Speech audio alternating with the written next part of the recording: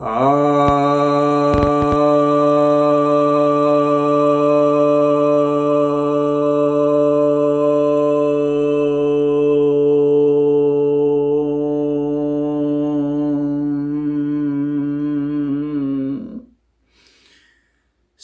भक्तजनों को सप्रेम नमन। भक्तों, आज मैं आपके समक्ष श्रीमद् भगवद गीता के 16वें अध्याय के चौथे श्लोक पर प्रवचन करने जा रहा हूं। यह श्री भगवान वाच है। श्री भगवान कहते हैं, दंभो दर्पो अभिमानश्च क्रोधः पारुष्यमेव च अज्ञानं चाभिजातस्य पार्थ संपदम् आसुरे। अर्थात दंभ, दर्प, अभिमान, क्रोध, कठोरता, अज्ञानता, ये आसुरी संपदा है। ऐसे जातकों की जो इन गुणों को रखते हैं, उनकी यह आसुरी संपदा है। यहाँ पर भगवान ने आसुरी संपदा का प्रयोग किया है, असुर का प्रयोग किया है शब्द का। असुर अर्थात जो सुर नहीं है, जो देव नहीं है। एक तो यह अर्थ होता है असुर का कि जो देव नहीं है, यानी देवी गुणों का जिसमें अभाव होता है, देवी गुणों के विपरीत गुण जो होता है वह असुरी है। असुर की एक और परिभाषा होती है, जैसे इसको कहते हैं अशुषु प्राणेषु रमन्ते इति असुरः। अशुषु अर्थात जो इंद्रियां हैं और प्राणेषु अर्थात जो प्राण हैं। तो इंद्रियों और प्राणों के भरण पोषण में ही, उसी में जो रम रहा है, रमन्ते, वह असुर होता है। यानी जो इंद्रियों और प्राणों के चक्कर में ही खाली पड़ा हुआ है, कैसे हमें प्राण बचाना है और कैसे इंद्रियों की सेवा करनी है, बस इसी चक्कर में जो लगा हुआ है वह असुर है। इसकी तो परिभाषा ही यह इस तरह से है।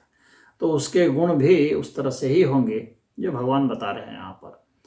दंभो दंभ, दंभ का मतलब होता है कि जो गुण आप में है नहीं, उसके आधार पर भी आप दिखावा करते हैं कि वह गुण है आप में, और उसके आधार पर आप इज्जत, प्रतिष्ठा, मान, बड़ाई, संपदा, पूजा पाठ, ये सब जो कुछ भी होता है, इसको आप प्राप्त करने की चेष्टा करते हैं। वह दंभ कहलाता है।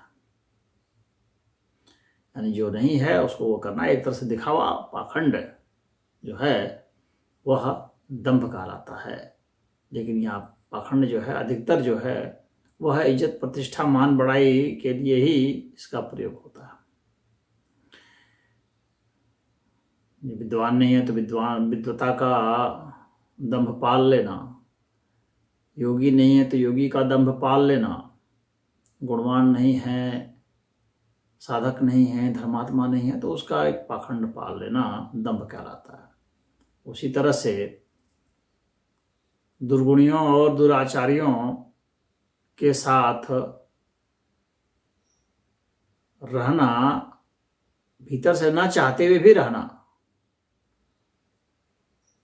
और उनके जैसा खान पान करना, भले भीतर से वह इच्छा नहीं है। बहुत लोग होते हैं ऐसे जो कहते हैं हम लोग तो शराब नहीं पीते, लेकिन क्या करें, समाज में बैठते हैं, ठेकेदारों को जबरदस्ती जो है अधिकारियों के साथ बैठना पड़ता है, शराब पी लेना पड़ता है। अधिकारी बोलते हैं ठेकेदारों के साथ जबरदस्ती पी लेना पड़ता है। यानी आसुरी गुण जो है उसका दोष दूसरे पर लगा देते हैं और कहते हैं पी लेना पड़ता है। यह दंभ कहलाता है। इज्जत, प्रतिष्ठा, मान, मर्यादा के लिए, उनके बीच में अपना स्थान बनाने के लिए, उनसे लाभ लेने के लिए, उनके गुणों को बुरा मानते हुए भी उनके गुणों का बाहर से व्यवहार करना, यह भी एक दंभ कहलाता है। उसी तरह से दर्प है। दर्प घमंड का नाम है। किसी चीज में आपको ममता हो जाए, कोई सामान है, कोई वस्तु है, तो उसका दर्प होता है। मेरे पास इतना धन है, मेरे पास इतनी जमीन है, मेरे पास इतने लोग हैं, इस वगैरह वगैरह, मेरा इतना बड़ा पद है, सब सब दर्प का आता है। और अभिमान, अभिमान जो है वो एक तरह से अंदरूनी मामला होता है, यानी भीतर से, जैसे अपना ये मन मस्तिष्क की बात है, जैसे कि मैं बहुत बड़े कुल का हूँ, मैं बहुत ऊंची जाति का हूँ, तो मैं बहुत बड़े गुरु का चेला हूँ, तो मैं खूब बहुत ऐसा हूँ वैसा हूँ, इस तरह का आदमी को, मैं बहुत बड़ा हूँ, मैं बहुत बलवान हूँ, फलना ढिकना। तो इस तरह से जो बातें मन में आते रहते हैं, तो ये सब सब अभिमान के तहत हैं। भगवान कहते हैं दंभ, दंभो दर्पो अभिमानस्य क्रोधः, और भीतर में जलन होना अहित पहुंचाने के लिए वह क्रोध है। हमारे भीतर तपन हो जाए, दूसरे को या खुद को क्रोध में डालना, खुद को दूसरे को अहित पहुंचाना, ये क्रोध है। कामात् अभिजायते क्रोधा, भगवान ने गीता में कहा है कि काम से, कामना में बाधा पड़ने से क्रोध की उत्पत्ति हो जाती है। तो यह जो क्रोध है, यह मनुष्य का बहुत बड़ा शत्रु होता है। यह उसको भी जलाता है, दूसरों को भी जलाता है, उसको, उसका भी अहित करता है, दूसरों का भी अहित करता है। और अभी यह वैज्ञानिक शोध हुआ है, मैं आपको 2 दिन पहले की बात बता रहा हूँ, जिसमें कि स्पष्ट यह वैज्ञानिकों ने बताया है कि इससे पेट में परेशानी होती है, ब्लड प्रेशर में परेशानी हो जाती है, और शरीर में बहुत जहरीले तत्व बनते हैं। क्रोध से मति भ्रम हो जाता है और स्मरण शक्ति घट जाती है। यह 2 दिन पहले का वैज्ञानिक शोध आया हुआ है, और यही बात गीता में भी कही गई है। बस उसका यहाँ पर कितने लोगों पर प्रयोग करके डेटा निकाल लेते हैं, कहते हैं कि बस हम लोगों ने प्रयोग कर दिया। यह तो गीता में पहले से बताई गई है बात कि क्रोध से क्या क्या नुकसान होते हैं। सम्मोहा स्मृति विभ्रम, सम्मोहन से स्मृति होता है। स्मृति भ्रंशात बुद्धि नाशो, बुद्धि नाशात प्रणश्यति, बुद्धि के नाश से बुद्धि नाश हो जाता है, उससे सब कुछ नष्ट हो जाता है। तो क्रोध के वशीभूत जो आदमी ऐसा काम करता है, वह दूसरे को तो दुख देता ही है, खुद भी दुखी होता रहता है। तो ये आसुरी प्रवृत्ति वाले में यह भावना रहती है कि कैसे दूसरे को दुख दिया जाए और उससे कैसे सुख लिया जाए, यानी दुख देने का सुख लिया जाए। इस तरह की जो भावना होती है, ये आसुरी प्रवृत्ति वालों में अक्सर देखी जाती है। दूसरे का अनिष्ट करना, उसके लिए वो अपना भी कुछ खर्च वर्च कर देते हैं, अपना भी नुकसान कुछ कर लेते हैं, लेकिन कोई बात नहीं है।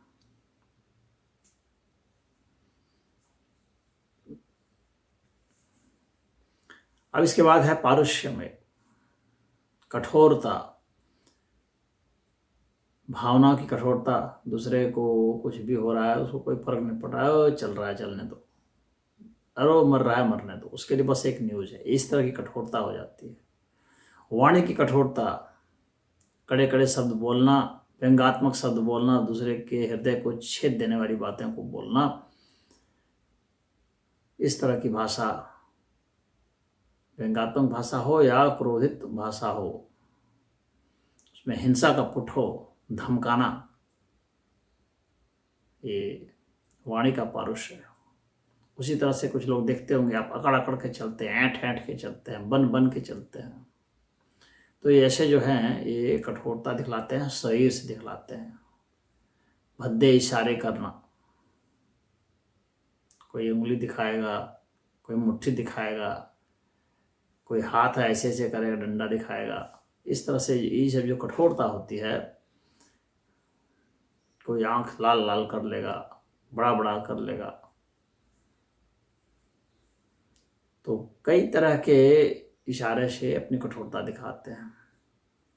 जब ये अपने स्वार्थ में अंधे हो करके कुछ भी करने के लिए तैयार हो जाते हैं, तो इस तरह की कठोरता हो जाती है। जब कोई आदमी विपत्ति में पड़ा है, जब उसको मदद की आवश्यकता है, कोई आदमी रोगी हो गया है या किसी प्रकार का भी सहयोग वो चाह रहा है, दीन दुखिया रहा है, तो वैसी स्थिति में, आदमी नहीं कोई भी प्राणी हो, तो वैसी स्थिति में भी सहयोग नहीं करना, और वह एक बहुत कठोर हृदय वाला व्यक्ति ऐसा कर पाता है, ये सब असुरों के लक्षण होते हैं।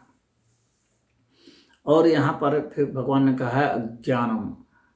तो यहाँ जो अज्ञान है, यह अज्ञान क्या है? ये एक तरह से विवेक की कमी है। तो अज्ञानता तो असुर में होगी, उसे कर्तव्य का बोध नहीं होता है, पाप पुण्य का बोध नहीं होता है, ना वो जानना भी चाहता है, ना वो कुछ करना चाहता है। वह तो बस सिर्फ अपने इंद्रियों का सुख लेना चाहता है और अपने प्राणों को बचाए रखना चाहता है, जिंदगी को बचाए रखना चाहता है। जबकि उस मूर्ख को यह नहीं पता है कि तमाम कोशिशों के बावजूद भी आज तक किसी का भी जीवन नहीं बचा है, फिर भी वो बचाने के हजारों उपद्रव करेगा और सारी संपदा अपनी लगा देगा, लेकिन बच नहीं पाता है। रोग से वो फंसा ही रहता है, रोगग्रस्त रहता है। मानसिक रोगी तो वो शुरू से रहता है, लेकिन शारीरिक रोगी धीरे धीरे वह होता चला जाता है। तो इस तरह से जो इंद्रियों के संयोगजन्य अनुभवों को ही प्राप्त करने में लगा रहता है, इस तरह के जो जातक हैं वे असुर कहलाते हैं। भगवान उनको ही असुर कह रहे हैं। ऐसे लोगों को ज्ञान विज्ञान से कोई लेना देना नहीं होता है, स्वाध्याय से कोई लेना देना नहीं होता है। ये गंभीर शास्त्र का अध्ययन नहीं करते हैं, गंभीर विषयों को नहीं सुनते हैं, किसी भी साधु संत के यहाँ नहीं जाते हैं।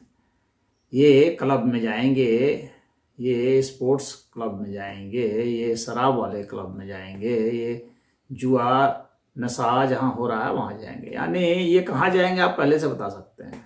इनके यही लक्षण होते हैं। ये क्या बोलेंगे, इनका क्या व्यवहार है, सब प्रेडिक्टेबल है। असुरों के जो लक्षण है आप गीता पढ़ लीजिए, गीता पढ़ने के बाद आप बता देंगे कि अमुक आदमी यहाँ यहाँ जाता है, इसका मतलब वो कौन आदमी है, या अमुक आदमी ऐसा है तो वो कहाँ कहाँ जाता होगा। आपको पहले से पता है कैसे कैसों के साथ वो संग करता होगा और उसका प्रेडिक्टेबल बिहेवियर क्या होगा, यह आप समझ सकते हैं। तो आप गीता का अध्ययन कर लेंगे तो आप आराम से प्रेडिक्ट कर सकते हैं कि अमुक आदमी किस तरह का व्यवहार करेगा, क्योंकि इसको भगवान ने बहुत विश्लेषण करके बताया है और बिल्कुल अक्षरशः सही है। तो ये आसुरी संपदा कही जाती है। संपदा अर्थात संपत्ति, हालांकि ये संपत्ति तो है नहीं, विपत्ति ही है। यह जो है आसुरी संपत्ति, असुरों के लिए तो संपत्ति है यह, लेकिन वास्तव में यह मनुष्यों के लिए विपत्ति है यह। तो इसे तो विपत्ति कहना चाहिए, भगवान ने यहाँ संपत्ति कह दिया है। तो इसमें इतना ही। हरि ओम।